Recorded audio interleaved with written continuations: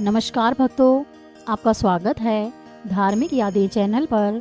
आइए शुरू करते हैं एक आध्यात्मिक सफर जय श्री श्याम के साथ। आज हम सुनेंगे माघ मास के शुक्ल पक्ष की प्रदोष व्रत कथा।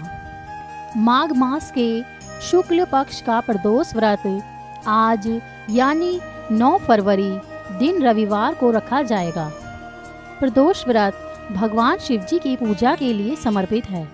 रवि प्रदोष का व्रत रोग दोष से मुक्ति पाने के लिए उत्तम माना जाता है।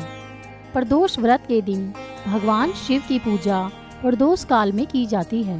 यह व्रत हर महीने की त्रयोदशी तिथि के दिन रखा जाता है। यह तिथि भगवान भोलेनाथ को अति प्रिय है। रविवार के दिन पड़ने वाला प्रदोष व्रत रवि प्रदोष व्रत कहलाता है। इस व्रत के दिन कथा का पाठ करना उत्तम माना जाता है। तो आइए सुनते हैं रवि प्रदोष व्रत कथा। एक गांव में एक गरीब ब्राह्मण रहता था। उसकी पत्नी प्रदोष व्रत का पालन करती थी। इस व्रत के तप से उसको एक पुत्र की प्राप्ति हुई। उन दोनों की केवल एक ही संतान थी। एक बार उनका पुत्र गंगा स्नान करने के लिए गया। दुर्भाग्य के कारण उसे रास्ते में चोरों ने घेर लिया और उसको डराने धमकाने लगे। पूछने लगे कि उसके पिता ने धन कहाँ रखा है। उस बालक ने कहा कि मेरे पास तो कोई धन नहीं, हम तो बहुत गरीब हैं। चोरों ने उसकी हालत देखकर उस पर विश्वास किया और उसे जाने दिया।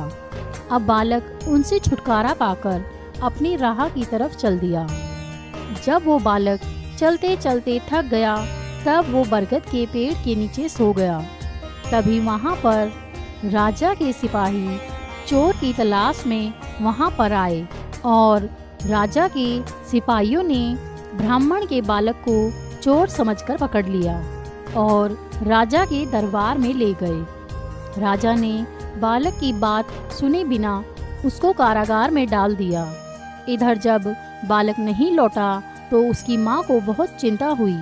उसके अगले दिन ही रवि प्रदोष का व्रत था। ब्राह्मणी को तुरंत प्रदोष का ध्यान आया और वो मन ही मन भगवान शिव जी से अपने पुत्र की सलामती के लिए कामना करने लगी। उसी रात राजा को स्वप्न आया कि जो बालक तुमने बंदी बना दिया है वो निर्दोष है। यदि तुम उस बालक को जल्दी नहीं छोड़ोगे तो मैं तुम्हारी सारी संपत्ति नष्ट कर दूंगा। सुबह होते ही राजा ने बालक को बुलाया और बालक ने फिर राजा को अपनी सारी बात बताई। राजा ने बालक के माता पिता को दरबार में बुलाया। उनको डरा हुआ देखकर राजा ने मुस्कुराकर कहा, तुम्हारा बालक निडर और निर्दोष है। तुम्हारी गरीबी के कारण हम तुम्हें 5 गांव दान में देते हैं। इस तरह ब्राह्मण आनंद से रहने लगा।